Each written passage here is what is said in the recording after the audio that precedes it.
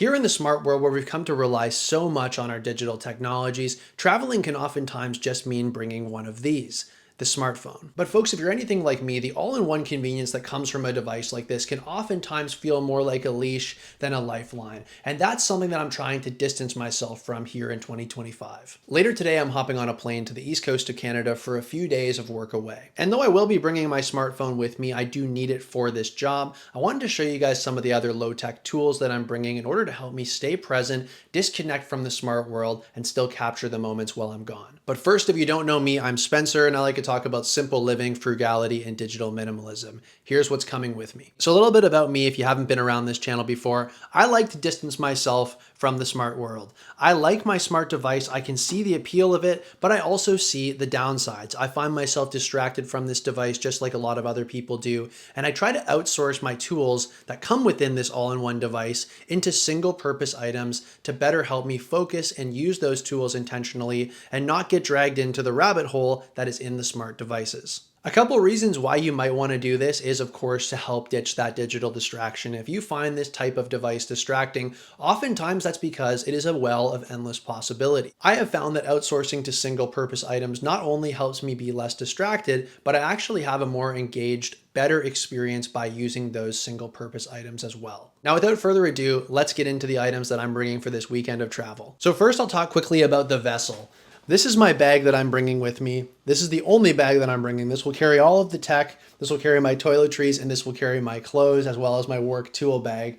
I like to travel like a minimalist. I like to see the minimal amount of stuff that I can bring with me. And one backpack and just going carry-on only is the way that I like to travel. I've checked a bag once in my entire career, and that was only because there was a knife in it for work, so I had to check it. Other than that, I like to fly carry-on only, and if I can go with one bag, that's the way to go. This bag that I have here is my LL Bean Continental rucksack. This is where I really started to fall in love with LL Bean, and then my girlfriend got me that big LL Bean tote bag that you've seen in my other videos. I love this bag because it looks like something that Indiana Jones would have. It's a very classic looking canvas style rucksack. I have a large carabiner on here, so if I want to clip my Yeti on here, that just clips and hangs. That's a really great way to go so it doesn't take up any space or risk spilling inside of there. Usually it's empty when it's hanging on the bag. And on the top here, I have my hat. This hat I got at Mech. I can't remember exactly what brand it is, but it's just like a waxed canvas hat.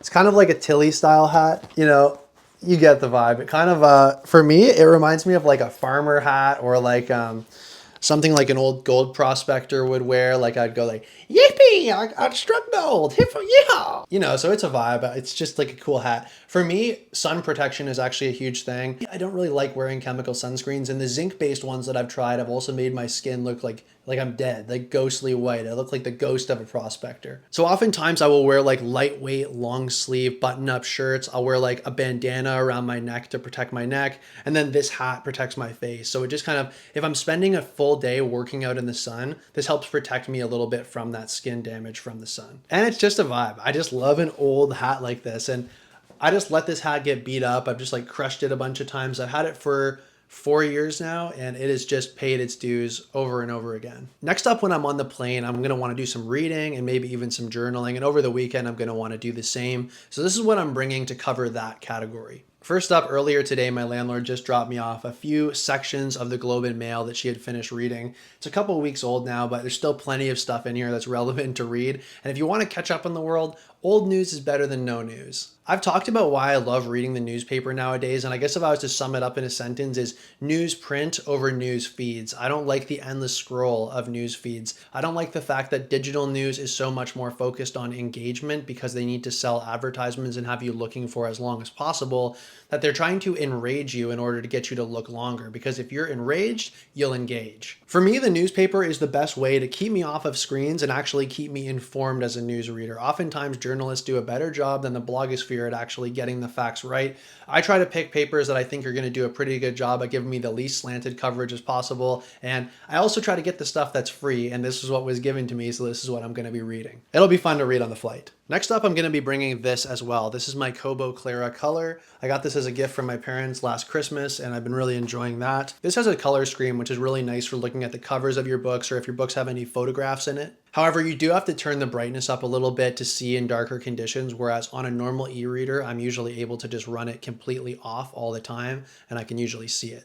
The one that I'm looking at right now is How to Live in a Car, Van, or RV by Bob Wells of Cheap RV Living here on YouTube. Great nomadic philosophy talking about anti-consumerism, minimalism, and frugality. It's one of my favorite YouTube channels, and I definitely recommend checking out those books. He has 2 books on those topics if you're interested. Oftentimes I will bring a paper book with me, and I probably will, but because I'm going to have these nights where I'm going to just be kind of chilling at the hotel, not really with much to do, I might want to read something else. So just having something like this gives me a lot more book options if I just want to flip something open and read for half an hour. I also got this sweet leather Kobo case for free on Facebook Marketplace. Somebody was literally giving it away. The things that you can find for free if you look are pretty awesome. Moving on, I will also be bringing my journal and my fountain pen with me. The journal comes with me pretty much everywhere I go. Whenever I'm traveling, at least, it's a non-negotiable. I'm bringing my journal and my pen. When you're on a plane ride, it kind of forces you to have this downtime that, especially if you're a person who kind of likes to keep busy, it really forces you to just sit down and do nothing. And it gives you an opportunity to get done things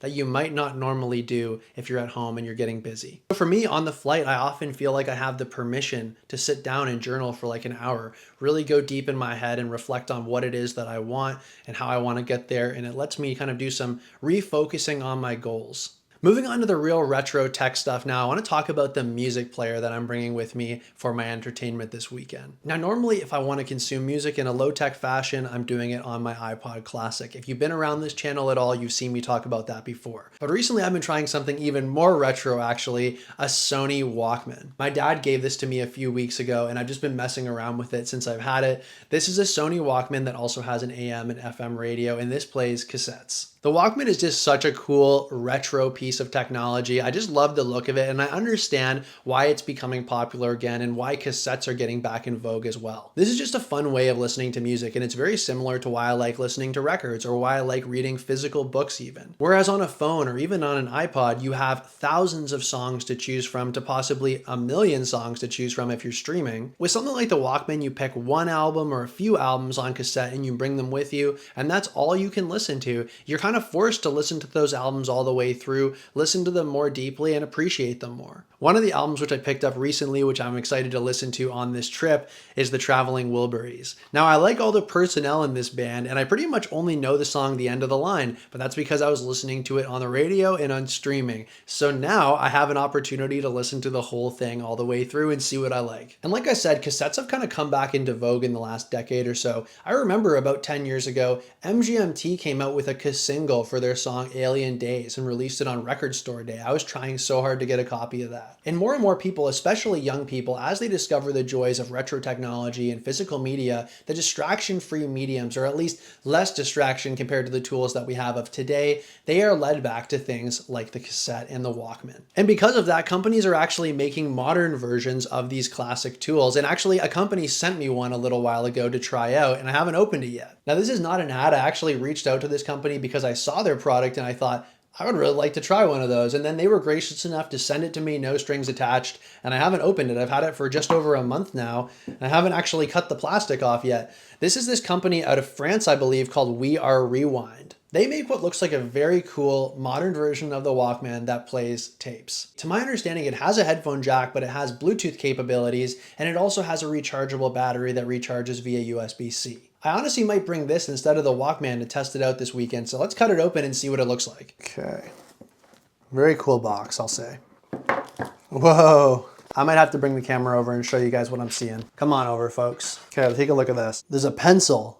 First of all, there's a pencil. That's huge. Look at the color of this thing. It's a very sleek looking device. It's very beautiful looking, and it's also retro looking, but it's actually, you know, very sturdy as well. It doesn't feel like some cheap junk. It feels like a premium piece of product right here. I'll drop a link in the description for We Are Rewind if you want to check one of these out. I do think they're a bit pricey, but considering the prices that people are charging for old Walkmans now, I think it's honestly pretty comparable to that. Very cool device. I'm excited to try this out this weekend. Okay, so we have the reading and the writing and the music covered, but the last thing that I want to outsource from my smartphone to carry with me this weekend is the camera. I don't mind shooting on the iPhone's camera. I actually think the camera is really good. For getting little clips of B-roll for the channel, the iPhone has been very helpful. But in this move to our ever-increasing smart world where everything just becomes touchscreens rather than clickable buttons and dials, there's something lost in the experience of using this as your camera as opposed to using a standalone camera. This weekend, I'm going to be capturing capturing my time away on black and white 35mm film on this Olympus Trip 35. Now I've shot 35mm film for a long time. As a kid, I always got disposable cameras. My parents would give us disposable cameras to take pictures of our summer vacations and stuff like that. Oftentimes for me though, as somebody who's trying to live a frugal life, I find that film and actually the buying and the processing of film to be quite expensive. Recently though, I had this thought that what if I cut the cost of shooting film by cutting the amount of photos that I'm taking? I'm going to limit myself to a few 2 or 3 rolls for the rest of the summer. So I'm going to try to go back mentally to a time where taking photos was a little bit more of a precious process, and I'm just going to capture the things that are really special in those moments. Lastly though, this is a YouTube channel. This isn't Instagram. This is supposed to be about video. So I want to capture some videos as well. And that's where the Canon Vixia drops in. This device just dropped into my lap. My Uncle Jerry gave it to me. Now, my Uncle Jerry and I, we have a long history of him being a philanthropist to my film career. He's a tech guy and he always liked to have new cameras to capture family memories when we were growing up. Every few years when he upgraded to a newer model, he was gracious enough to give me his older one. And those became the first cameras that I shot my films with back in elementary school and even into high school. I haven't received a camera from him in a bunch of years, but I guess he was going through all of his cameras and digitizing all of the footage, getting it all put onto hard drives and stuff, and he was getting rid of these. He offered me this camcorder and I was so excited. As you probably know, camcorders are coming back into fashion and are getting popular with younger generations like Gen Z and Gen Alpha. And I do understand why, because this type of lo-fi look that you get from a small chip camcorder like this, it just screams home movie. It just oozes nostalgia. What I especially liked about this camcorder in particular is a lot of people are shooting on ones that shoot on like mini DV and other types of tape. This one's a bit newer than that, and it shoots on SD card and an internal storage as well. That's going to allow me to still have that fun retro look and have all of the reach that comes with a power zoom lens like this, but I can still easily upload the files to my computer without a bunch of cables and converter boxes. I'm actually going to switch to the camcorder now so you can get a sense of what this looks like. This thing actually looks pretty good, and if you light a scene and kind of set it up correctly, you can get a nice image out of this thing. No, the image quality isn't going to be quite as good as my Sony camera, but it has that retro feel to it. It is actually a quite nice image, and it's a lot cheaper. And most importantly, it still feels like a more engaged and intentional act. It keeps me away from those devices that have the flashing screens and the notifications and all the things that are built in to distract you. It just allows me to have me and the tool, and I can get to work. I'm going to leave it there, folks. I hope you found this video interesting. These are the low-tech tools that I'm going to be bringing on my trip away this weekend, the things that I'm using so I can have the best time, still have a high-quality experience, but no distraction. Let me know what you think in the comments. Do you think I'm crazy, or is any of this stuff exciting to you and something you want to try yourself? Or are you already using a few of these retro tech items or a couple other ones that I haven't mentioned? Let me know in the comments either way. I would love to hear from you. Thanks very much for watching, and I'll see you in the next one.